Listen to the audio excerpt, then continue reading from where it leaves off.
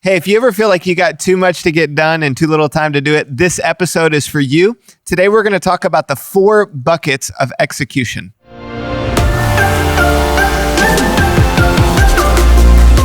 Hey everybody, welcome to another episode of the Echo Leadership Podcast. My name's David. I'm one of your hosts, and I'm here with Andy Wood, and we're excited that you're joining with us. This really is a conversation to help you as a leader get better, and that's our hope today. That's right. And you know, one of the things we love about the tribe that has been forming, we have a lot of different types of leaders, business leaders, church leaders, entrepreneurs, people from all across the Bay. We even have people outside of the Bay Area listening, but we're really focused on our tribe here in the region. Yeah. And as we go through this conversation today, part of our goal, number one, is to help leaders get better every single episode. Mm-hmm. The second aspect of what we want to do is give you tools to share with other people, whether it's on your team or friends or family members, that you can share, that this will encourage them. So as we go through today, there's going to be somebody from your life that you think of, oh man, they need this. I want to encourage you to send that text. Just pick somebody from your sphere of influence that you can spread the word to, text, send the link, and let's help a lot of people get better as leaders. Yeah, and you mentioned that one of our hopes with this podcast is to really help build a collective of leaders, especially in the Bay Area, which is where we are, the San Francisco Bay Area. And we really do believe that, man, if you can know you're part of something that's bigger than just you, where you lead, it helps so much. The relationships are so key, which is why we're excited to tell you about the Echo Leadership Conference right here in the Bay Area in San Jose in the Silicon Valley, coming up in May. May 20th, baby. Yeah. So Andy, this is a big deal because right now we are planning to do this in person. Now we're going to be following and paying attention to all the COVID guidelines at that time. But May 20th is the conference. We'll have an online version or option to join in available as well. We got some great speakers. We do. We got Andy Wood is going to be speaking at it. Excited about that. It's going to be great. We have Mark Driscoll, Chad Veach are going to be here. They're both pastors and church leaders. Grant Skeldon works with millennials and understanding that in companies, helping them understand how to work with and reach the millennial generation. Yep. And we're also looking at adding some more speakers that are going to be coming on as well. Add some women to that list. Yeah, absolutely. The other thing I'm really excited about is I heard possibly that David is going to be wearing a muscle shirt and he's going to be available for pics with anybody who wants a pic with him in a muscle shirt. Is that right? Did you clear that with my wife? I have not. Because, when these abs come out from behind my COVID-19, we're going to see what happens. Right now, it's more like an ab for most of us. Yeah. Mine's more like a keg right now. So thanks for that, Andy. I appreciate that motivation. And we do have a discount code, correct? We do. We have a promo code. Because you listen to the Echo Leadership Podcast, we want to let you know a special promo code. When you go to echoleadership.org, that's the site to go sign up, echoleadership.org. When you go there to sign up, you can use the promo code ELP15, and that code is going to take $15 off of your ticket price and all the tickets that you order. So we really hope you'll be able to come, bring somebody with you, bring your team. It's a great time, again, to meet some other leaders right here in the Bay who are facing some of the same leadership struggles you are. Yeah, one of the things I'm really excited about, David, all joking aside, is that we've been building this tribe over the last several months. We've been hearing from many of you. We're excited to be in the same room, to get to connect, to hear some of your stories, to be available to help. Our whole staff is going to be here as a resource. Mm-hmm. It's just going to be a great day, encouragement. I want to encourage you to bring your team. We're really pumped about that. Absolutely. So, hey, Andy, we're jumping in now because a lot of leaders feel this struggle of how to get things done. Right. And how to get the right things done. And I know this has been a journey for you for a long time. I didn't know how far I could go on this. You are my boss, though, my friend. This has been a journey for you for life. Yeah. So I know, tell us a little bit about your journey in this for you, especially around organization and these things. And I would say that the journey around getting the right things done is different in different seasons. So when you start, most of us, when we start in leadership, we're passionate. We have a vision. We want to make a difference. Very few of us, when we start, are organized personally. It's like raw passion is what gets it done. You have that zeal, but you don't know how to implement or execute on that zeal. And I remember being 18, 19, 20. We used to have a verb. It was called pulling an Andy, which means like you forgot something, you lost something, you did something dumb organizationally. I've lost keys. I've lost wallets.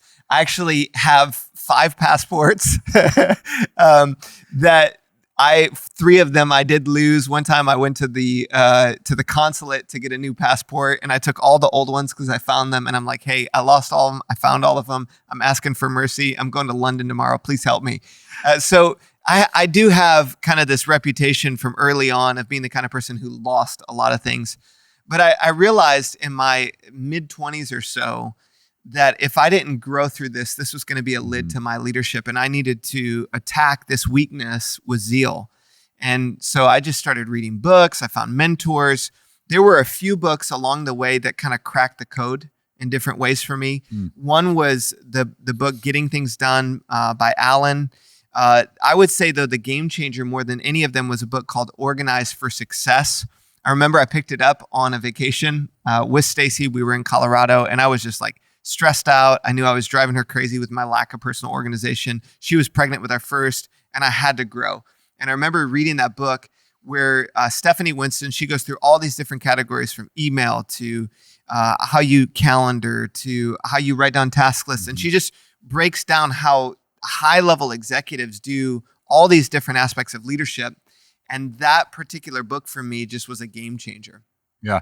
So, and I can tell you, like, I mean, with knowing you for longer than we've even worked together, but even over the past 11 or so years, you've continued to grow in this area. So this is something that is a big passion area for you, to not want to be the bottleneck of the lid within the organization that you lead. Yeah. And your lack of organization can become that. Absolutely. You know, it doesn't matter how much zeal you have and how much passion you have or vision you have. If that vision does not translate to execution and implementation, the vision doesn't get accomplished. So I would say leaders learning to get better at getting the right things done is just a skill that you need. As the organization gets bigger, the size, the scale, the complexity gets bigger, you need simple systems that you can put into play on a regular cadence that allow you to focus on what's most important. So let me ask you this. I know that you mentioned you used to lose stuff all the time. You had like this realization, like, I have to change.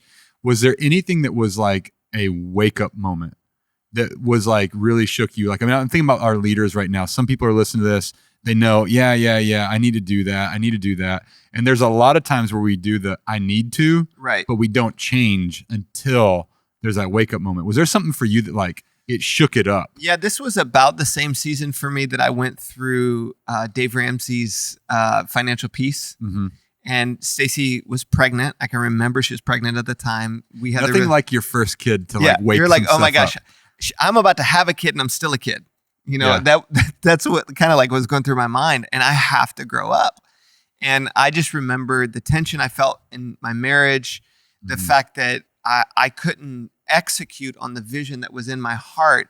There was a part of me that was like a caged animal, like a lion in a cage that needed to be unleashed. And I knew that if I didn't grow in this area, it would be a lid to the vision that God had given to me. So it was either change or like stay the way you are and don't see the dream become a reality. Wow. Maybe there's some of our leaders needed to hear that, is stay where you are or don't see the dream become a reality. Because a lot of us as leaders, there's dreams, they're going to stay stuck without some of this work. Right. And it took work. You read multiple books and you got to work on it. Yeah. And so, I would say I probably read like 15 books on this. The top 3 for me are the Allen book, We're Getting Things Done. It's the Stephanie Winston, Organize for Success. And then Brian Tracy wrote a great book called Eat the Frog. He talks about 21 practical things that you can do to be effective. That's awesome. Well, let's talk about this, starting to get into this conversation, the 4 buckets of execution that you've really been refining for you. You've been introducing to our team as well from a framework for this. So you want to kind of set this up? So what we're going to talk about right now is a combination of a lot of different ideas that I've kind of stumbled into. And I would say you're going to hear some things that come from Michael Hyatt and Free to Focus. You're going to hear some things that I've learned from Craig Rochelle, who's one of my mentors. And I basically have put together a weekly template in 4 buckets that help me be more effective. And one time I was having a conversation with Pastor Craig Rochelle, and I was asking him a question about a staffing issue I was facing. And he kind of asked me, look, why haven't you made that decision yet? And I was going through all these things that were a part of what needed to happen with the decision and implementing the decision afterwards. And he stopped me and he said, hey, you're thinking about it the wrong way. What you're doing is you have a decision you're trying to make and the implementation of the decision, and you're putting those two together. What you need to actually do is separate out the decision from the implementation of the decision. When he said that, the lights went off. I was like, oh, that's right. Part of my confusion is I'm putting the decision and the action together. Well, we've been mentored by a lot of the guys from his team. One of them, a guy by the name of Kevin Penry, he's been working with our executive team. And Life Church has learned from this guy, Ichak Adizes, and he is awesome. He's like this, I think he's a Jewish man, a bunch of great YouTube videos, drops nuggets. He's like in his, I would guess in his 80s. But I was listening to one of his videos and I realized, oh, that's where Pastor Craig got that. And he said, leaders need two books, one on how to make good decisions and the other on how to implement those decisions. Wow. So let's just stop on that because there's a lot there. Yeah. Leaders need two books, one on how to make good decisions, the other on how to implement those decisions. And leadership really does boil down to making great decisions and implementing great decisions. So when he said that, I also had heard something along the lines of, hey, you need a list of what you do and a list of what you decide. So I created buckets. And so every week when I plan my week, I have one list that was a do list and another list that was a decide list. And when I started separating them out, all of a sudden now there was a tremendous amount of clarity that I began to experience when just those two were separated. So if you think about it from a bucket standpoint, what I would encourage you to do, we have a download. You can go to our site, you can download this, and you're going to see these 4 buckets. We put together a one-pager. It's something I actually had our team do for me personally, and it's just been so helpful. So I'm just going to share it. One will be an example. We'll show you how it's used. And then another will be a blank template. I actually have this template saved on my phone. So every Sunday night, I print it out, and then I use it to plan my week out. So you start with what you got to get done. And, David Allen has his whole, just dump as much stuff as you can in that list of things that are on your mind. And once you get that on paper, there's a level of clarity and freedom you start to feel. But then you start to get in your mind a little bit kind of bottlenecked when you look at decisions and you're like, well, I got to make that decision. And so what I've done with this list is I separate out everything that is a decision from an action. So on one side of the list, it's all the things that need to get done. And then on the other side, it's all the things that I need to decide upon. Yeah. So you've been able to break it down. Yeah. So you can work on it separate, or your brain can work on it separate. Yep. So when you look at your decisions, when you put something there, what has been maybe helpful there? Like, how are you filtering? Okay, where am I kicking out here, there? Yeah, I have a couple filters. The filter on the decision is what needs to get accomplished and when does it need to be accomplished? Or what needs to be decided and when does it need to be decided on? So I'll have things like, hire for a key role for our team, decide on a teaching series. Maybe it's decide on, like right now, Easter is coming up for us. It's decide on our strategy for mobilizing our people to bring their friends. But there are things that need to go into a decision bucket. It's the what and the when that gives me kind of a clarity. So now I can kind of get it out of my mind from a task list. Now, there might be other things that go on there that are like somebody wanting to have a meeting with me or want to, interview for a podcast, and all of those things that you're trying to just get them out of the do bucket and into a decide bucket. When you put those on there and you put a deadline, have you found that you actually is that helping you make the decisions by it? Do you feel like it relieves any pressure? Yeah, it forces you. It's a forcing mechanism, and those deadlines are almost always artificial. Yeah. But usually we just get decision fatigue. Yeah. So that decision fatigue will get you bottlenecked, and there are decisions that are small that you should probably just move past for whatever the self-limiting belief is, whatever the pressure is, whatever in your mind is there that keeps you from making that decision. Once it's crystal clear on a piece of paper and there's a date next to it, you start going into a different mode with your brain to figure out, okay, well, what information do I need and what barriers do I need to take care of and what do I need to do by this point in order to make that decision? I would imagine too that step of putting down a date, writing it down, like I'm going to decide by this point, would also help. Different leaders are wired different ways. Yeah. Some are more of, the Enneagram, we've studied that. They're more on the peacemaker side.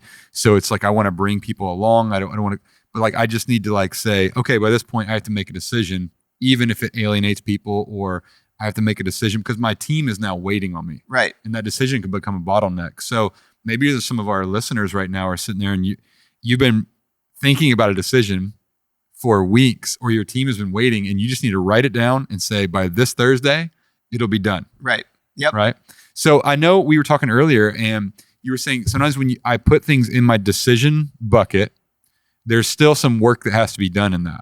Yeah, you can break down a decision into specific actions that need to happen before you make that decision.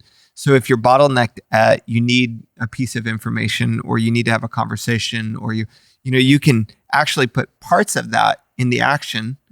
So that way it's moving and those tasks are getting done by the time you need to make that decision. That's great. So make decisions. That's the first bucket. Look at the ones that are coming. So you also mentioned about the do bucket. Yeah. So the do bucket, there's a couple filters I put on that. I want it to be actionable. I find, and I'm sure I got it from somewhere. I'm not sure. I just can't, at this point, I can't remember where it all came from. But when it's specific, like email so-and-so, text this person, that clarity for me just forces me to act on it. Write thank you notes. It's just like real clear.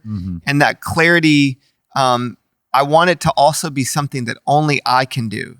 So not everything that you actually get onto a to-do list is something that you actually should be doing yourself. So I start with that. If it's on my mind, if it's something that needs to be accomplished, initially, I'm going to put it on that list, but then I'm going to add another filter to it, which is this something only I can do? And if it's not, eventually I'm going to add it to another bucket. Now, one little hack for me, I always do this with an erasable pen because it takes me about 20 minutes at this point to do this on Sunday nights. And I kind of fly through it. I'm erasing things, I'm moving things around, but I'm trying to get everything into one of these 4 buckets at the beginning of the week. Do you write it, when you first start this, do you write a separate list of everything that's in your brain on another sheet of paper and then start to put it in the buckets? Or do you just like start putting it into buckets as you're thinking about it? I'm a little bit of a nerd on this. So, but I carry around a moleskin. I go through a moleskin just about every 2 months. That's a capture place for me. Like a capture book. Yeah. Notes on my phone and moleskin are my 2 capture places. And I just find that the more I can capture what's on my mind, the more likely it's going to get done. So basically you're taking those 2 places, your capture book, your notes. Yeah, I'll do sweeps from those. Go through it and then start dropping those into the different buckets. And then you'll probably move these buckets around a little bit. And then the key for me is part of the key on those working through the captures is having good labels on what I'm capturing. If you were to pull up in my phone, you would see a bunch of different labels, but at the top of the note is a really clear label, like a teaching series where I'm just dumping things, or if it's a person on the team that I need to have specific conversations with, they'll have their own little note. And just that clarity of like when I search on my phone or I flip through a moleskin, I can kind of see if I go away maybe probably 3 or 4 times a year, it seems to be a good cadence for me. Probably about once a quarter. 2 times of that will be a little bit longer, like 3 to 4 days. Usually within that, I'm doing a sweep as much as I can to get it off of my brain. And I'll pretty much always put it on a moleskin and I'll just boom, boom, boom, boom, boom, boom, dump as much as I can. But then I find if I'm working the process, it really is about a 15 to 20 minute. Now, I like Michael Hyatt's stuff. I found in his Free to Focus book that his weekly deal was taking me like an hour, and I was rewriting, and I felt like I was wasting. That's kind of when I simplified my system, so it's real quick and easy for me to do. That's great. So the thing I think for our leaders right here, listeners to pay attention to, where am I capturing thoughts, to-dos, things throughout the week? I mean, that really gets back into even David Allen's inbox. Like I'm just grabbing all these things. Yeah, that's another thing. I flood my email inbox with stuff So it just needs to be in a place that you're going to sweep it and you're going to clean it out. Yeah, you're going to come back to, and you're going to be able to, cause then it gets it out of your brain. You're back focused, but I know I haven't lost that thought or idea or to do. So you got that down. Then we're breaking it into what decisions need to be made by when. What do I actually need to do that only I can do? I love that filter that you added on right there. What only I can do. And then what's the next bucket you've got? So if you visualize it, again, you may want to just go ahead and download it because it makes it a little bit easier. So your top left corner is due. You're going to move it into a decide category if it can go there. And then below that, you're going to drop down. And that next bucket is a delegate bucket. So for me, I'll take that action if I can, and I'll put it down below, and I'll put initials of somebody that will focus on it. There's a ton of MNs, which is Monica Nguyen, who is my executive assistant. And then everybody on our directional team usually will have one or two that it's usually just a 5-minute conversation for me, but it's moving it out of, so I'm not the bottleneck for that thing getting done or getting attention. And I find, you may need, if you're developing people who are not at the place that you can just have a 5-minute conversation, you may need a way to kind of remember that. For me, usually I just, boom, I'm Xing it. And then the next week it's not back on my list because I've had that conversation. Yeah. And I find that as much stuff as I can get there. And usually there'll be, one person will have 3 or 4 things. And I'll just, when I see them 10 minutes, boom, boom, boom, boom, we'll fly through it real quick. Yeah. What would you say to, I think some leaders hold on to things too long, and yes, they do. They either hold on to it or they don't feel like I can give this away. Some of them, I think about some of our listeners, they might be leading in a smaller church, right, that maybe doesn't have as many staff or have an assistant or wherever it may be, even entrepreneur getting started. What do you think is the barrier for leaders in letting go of things that drop in the delegate bucket, or how do you overcome some of the barriers that somebody's having in their mind? Yeah, that's a great question. I would say, your vision calls you up. So if you look at, okay, hey, I want to, that God gave me a vision to have a church that reaches my community, or I have a vision to, run a gym that has 5 or 6 locations, or, when you think through vision first, your personality grows into your vision. So if you let your vision direct and guide how you implement, it lifts the lid. So you're like, I don't want to be the limiting factor to the vision. So a lot of leaders flip that backwards, right? So your personality is the lid to the vision rather than the vision lifting your personality. I would start there, mostly because your future is bigger and brighter than you can possibly imagine if you live by faith and you lead by faith and you look to the future for innovation. When you think that way, it expands how you work. If you're talking practically speaking, I do think that a lot of leaders struggle knowing what to give away, when to give things away. And then if things are coming at you, so like, let's just say, it's like coming at you like a video game where they're down the pipe, and it's like you're trying to catch balls as they're flying, and you catch 1, you catch 2, and then 3's coming at you. If you're not delegating, eventually it's going to come and things are going to fall. Yeah. So you just have to take your list and say, what on my responsibilities can I be developing somebody else to do, and just be willing to let the level of excellence dip a bit while you're developing somebody so that you can do more. Now, most leaders who are listening today have really high standards of excellence, and that's hard. But if you can hand it to somebody who has 60, 70, I think John Maxwell says, 70% as well as you can do it, and they're growing over time, then eventually they'll be able to surpass your level of leadership. I would be willing to slow down to empower people to do what you do now so that you can do more later. And we have to have that long-term vision. Also, in terms of hiring, I would say one of the most strategic hires that anybody could make is a personal assistant. An executive assistant will multiply your leadership. There are things that most of us are doing right now that we should not be doing. And instead of doing the things that will grow the organization or help us market or get the word out, we're doing things that somebody else who could be an assistant could do, who love those things. Yeah. So I would start with that. There are great organizations like Belay. We've used them some. There, you can find a digital or virtual assistant now.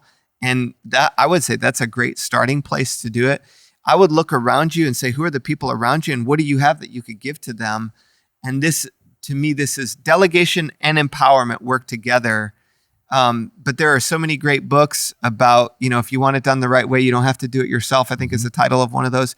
And just learning about delegation, but make it one of those master skills that you're drilling down on to get better at so that you're not the bottleneck to the vision that's in your heart. It's really good. Two thoughts on that I love. One is when we make it about the vision, and when the vision is what calls us up, the vision eliminates excuses. Yep. You can't pursue the vision and make excuses. The vision will never happen. Yep. So you got to just own it and just say, I just not going to do it, or I'm going to whatever, but you can't make excuses. Second thing, if you're a leader, don't say, well, that's not my personality. That's not my personality. Or don't say, well, that doesn't work here. Right. Because you're absolutely right. If you speak that way, you're absolutely right. It doesn't work here. So, it becomes a self-limiting belief. Yeah. The second, a book, I think when you mentioned about hiring the assistant is, there's a book called The CEO's Secret Weapon. Yes. We love that book. Fantastic book.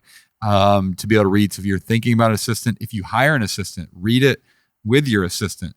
And that book right there will shape the working relationship and really help you go to the next level in your effectiveness. Yep. So it's really that's good, great, man. So delegation, man, so important. And you got one more bucket. The last one is develop.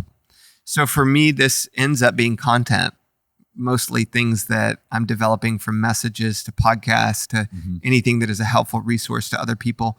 When I look at this bucket, I'm thinking of things that are usually in the 60 to 90 minute category. If it's a project that's going to take me 4 to 6 or 8 hours, I want to break that down into 60 to 90 minute increments where it's in my calendar, where I'm focused on it. I do have things on my list that I might not get to this week, but just I find simply, if it's on my list, I'm thinking about it. For example, we're doing a teaching series coming up called The Myth of More. That's on my list. Easter's coming up. That's on my list. There's another series we're doing after that called You Asked For It. All of that has my brain in gear. So now I'm stocking the pantry of content that needs to be created over the next 6 to 8 weeks. And I think most of us probably have things that we're developing. It's the deep work aspect of our jobs that when it's in that bucket, we think about it differently. The do usually is like 5 to 10 minutes or less. And then the develop is probably 60 to 90 minutes. And I just find, man, once I get it clear like that, I'm like, all right, I'm ready to go. Yeah. Monday morning, I'm hitting it. I'm ready to make it happen. The other little hack on this over the last couple of years for me has been Friday. So because I'm a pastor, I work Sunday as a work day. Friday and Saturday is my weekend, but Friday is a personal day where I just get stuff done. I reorg our finances, I redo portfolio. Last year I worked on my living will, all those kinds of things, they go on Friday. And I just put a lot of stuff in that bucket, and that helps me flow a lot more. But these 4 buckets have really, I would say, in the last 5 to 7 years, this has been one of the biggest game changers from a weekly flow for me to lead well. Now, there's another addition to this that adds kind of another filter that helps you take it up a level to getting the right things done. Once I've done this, now I look at it and I say, if I only got 3 things done this week, what would those 3 things be? And I put those at the top. And usually those are from my role. Those are from my develop bucket. But I'm going to put those at the top on the sheet. You'll see when you download it, there's a 1, 2, 3. I write those in there. And then I know, okay, these are the top 3 things that I need to get done this week. All this is flowing out of a quarterly time that I go away where I'm just trying to find 3 things that most will move the vision personally and organizationally. And those are kind of my anchor points. But I just find that cadence of every week hitting it with knowing what's most important has really helped me get a lot more done and get more of the right stuff accomplished. That's really good. I love the way you bring it back to those top 3 things, because that really helps you then focus to say, I'm going to move these and then I'll move on to everything else. Yeah. So you're going to do, decide, delegate, develop, and then what's my top 3? Yep. That's awesome. That's it, man. That's great. So you get 4 buckets of execution to help you know how to execute, where to execute, who to help execute, and when to get it all done by, right? That's right. So can we give a challenge? Yeah, absolutely. Because I think, sometimes when you hear things that's awesome, I'm sure some of you are like, yeah, I should do that. But what I would say to you is I want to encourage you just to take 30 minutes right now and go download that sheet. And then when you download it, print it off and write on it and use it. And just try it. Like, give it a couple weeks shot and see if it helps you. If it helps you, great. If it doesn't and you have a different tool that you use, that's great. But let's just see if we can get a little bit better when it comes to execution. And then the other thing is, somebody on your team, somebody you work with needs to hear this. Encourage them right now. Send them a text and let's spread the word. Let's help more people get better as leaders. And I think if the other people on our team are getting more efficient and more effective and we're executing better, man, the vision is way more likely to get accomplished. Absolutely. So you can get that at echo.church/leadership podcast. That's echo.church/leadership podcast. You can even sign up right there to get on the email list, and all these notes will come out with every episode release each month, and they'll land right there in your email inbox so you can keep it with us. Hey, thanks for jumping in with us for another episode of the Echo Leadership Podcast. It's been great, Andy, hanging out with you and hearing this. I get to hear this all the time in our meetings, and it's even good for me, like, to sit down right now. I've got my own notes that I'm going to go back and do some things with. So thank you so much for jumping in with us. It's been a great day. Great to be with you guys. Hey, thanks so much for investing your time in this podcast. We hope that you found it helpful. We want to encourage you, if you did find it helpful, to subscribe, like, and share on your social media platform. And we would love to continue the conversation with you as we all as leaders are trying to get better. Thanks so much for joining us for this episode of the Echo Leadership Podcast.